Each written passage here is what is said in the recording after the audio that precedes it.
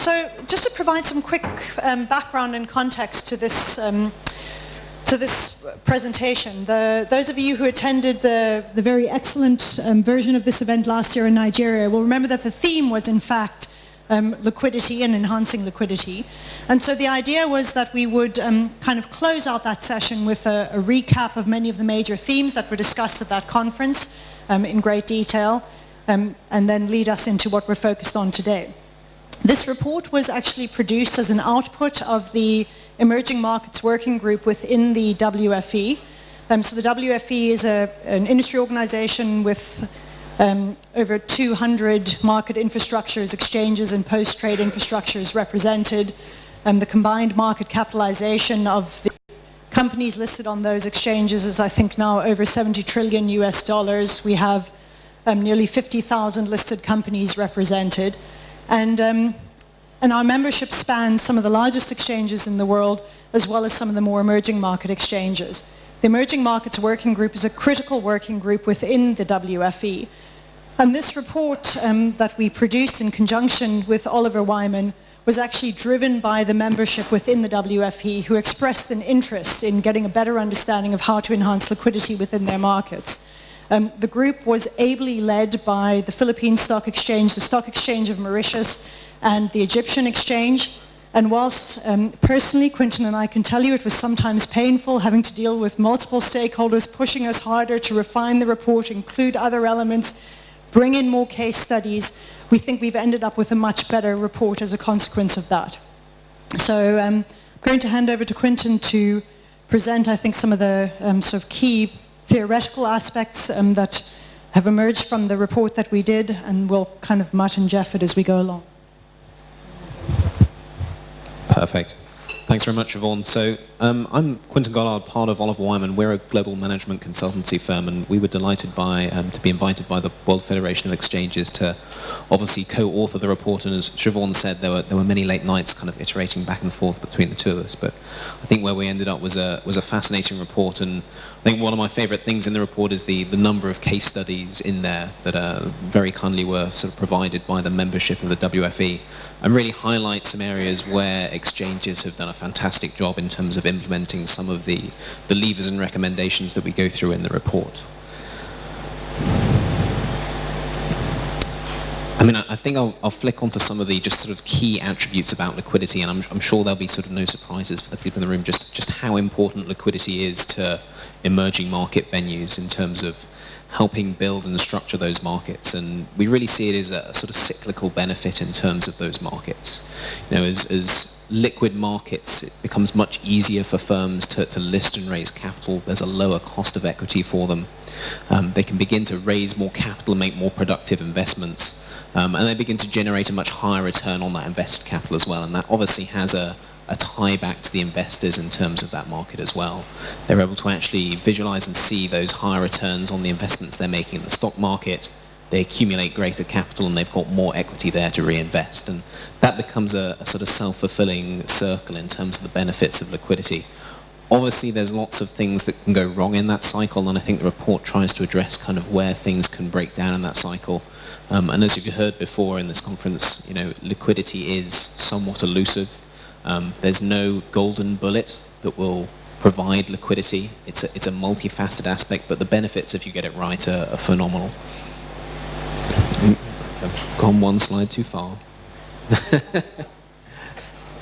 Either way, I will stop here and sort of talk about the three sort of buckets that we talk about in the report, and this is sort of where we get into some of the detail.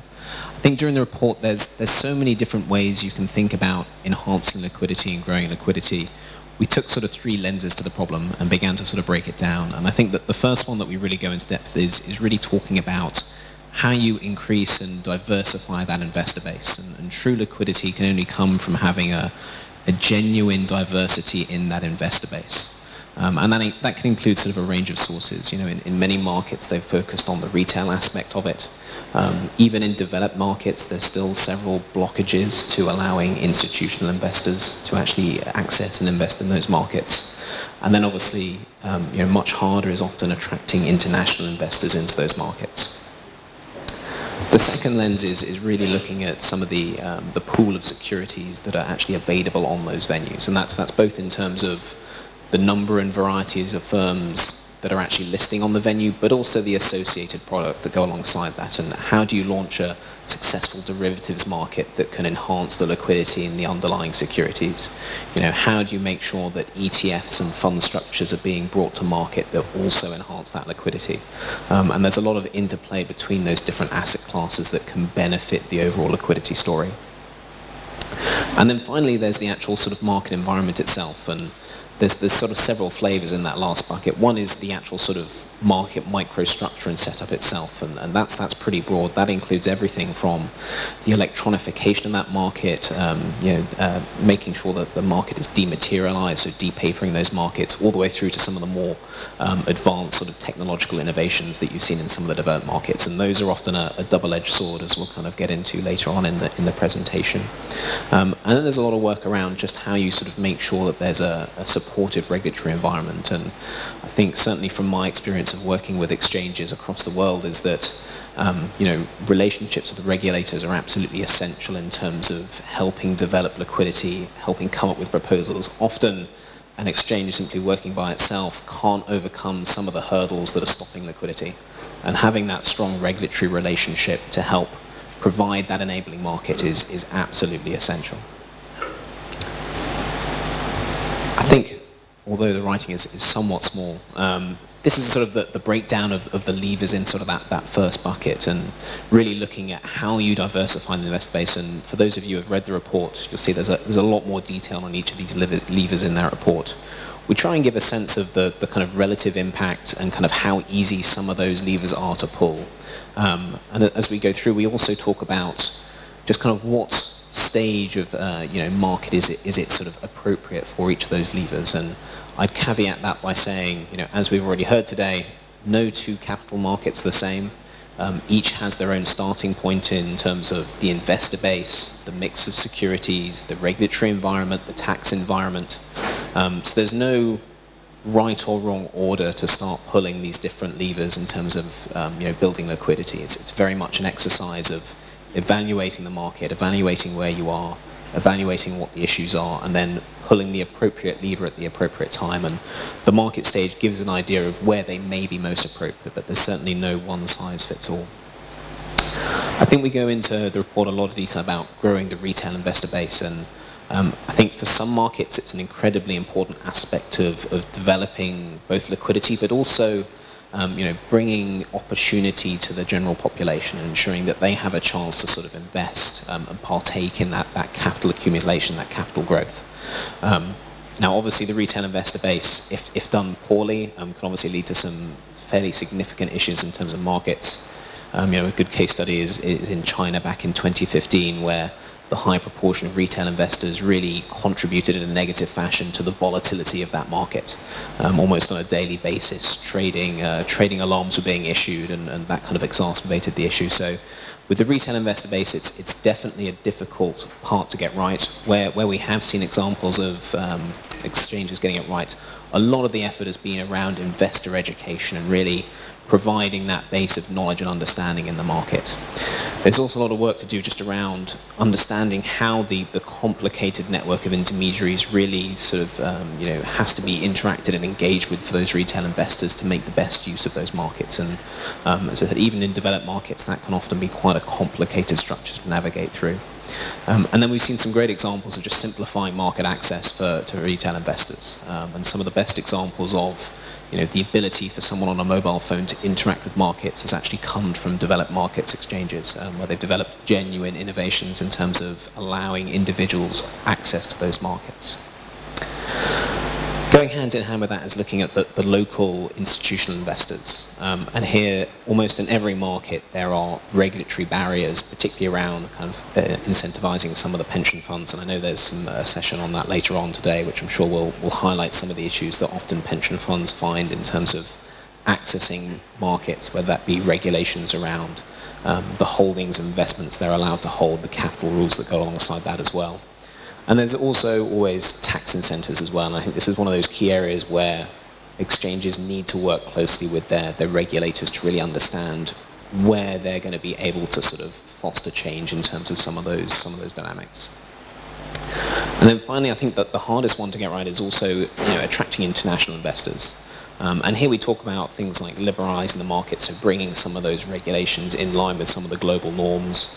Once again, certain tax incentives and removing some of the barriers towards capital inflow. And then we've seen some really sort of innovative and dynamic sort of uses of building links to developed markets, where they've really managed to incentivize sort of flows from across borders into the markets. And I think we've heard a lot of good news this morning about the Casablanca Capital Market Initiative, which is obviously aiming to try and sort of emulate some of those things. And those, if done right, can be exceptionally powerful in terms of bringing in another source of diversified liquidity onto the venue. I'll hand over to Jean for some of the interesting case studies.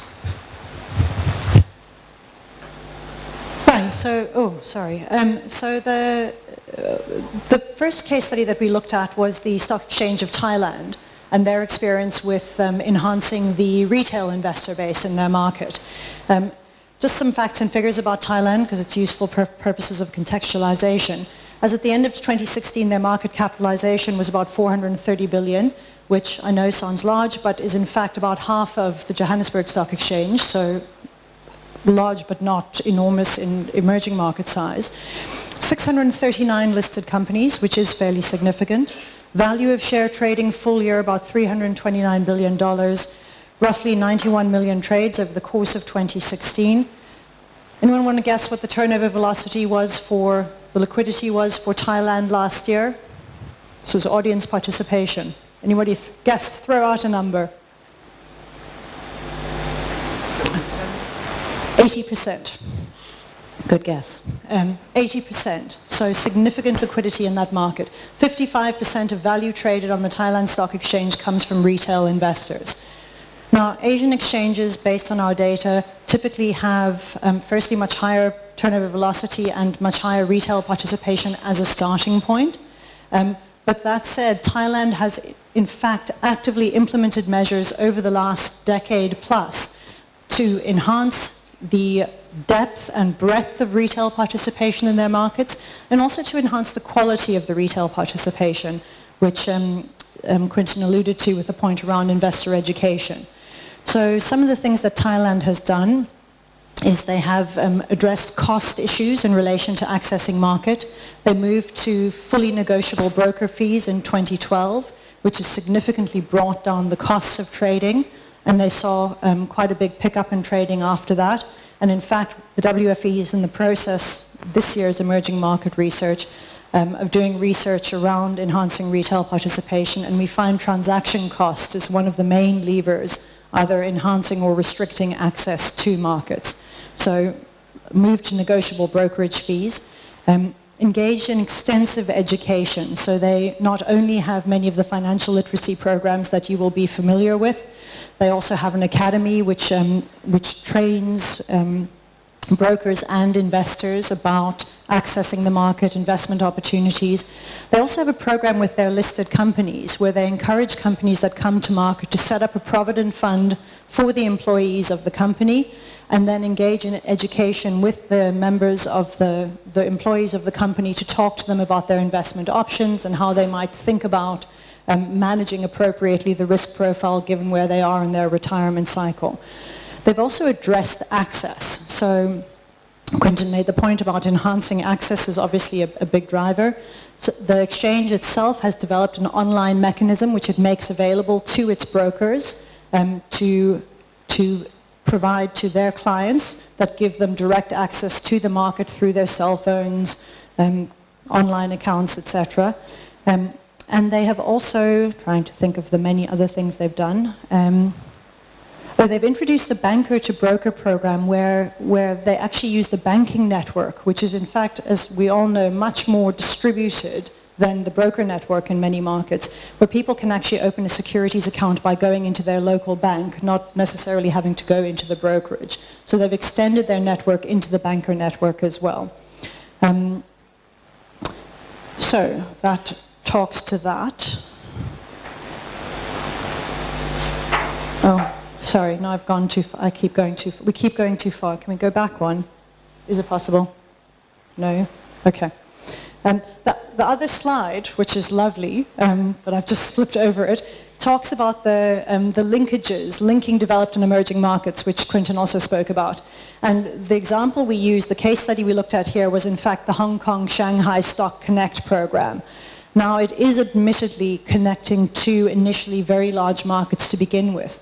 But what is noteworthy about it is that it connects an emerging market, and actually China is not yet qualified as an emerging market, so frontier market, with a developed market.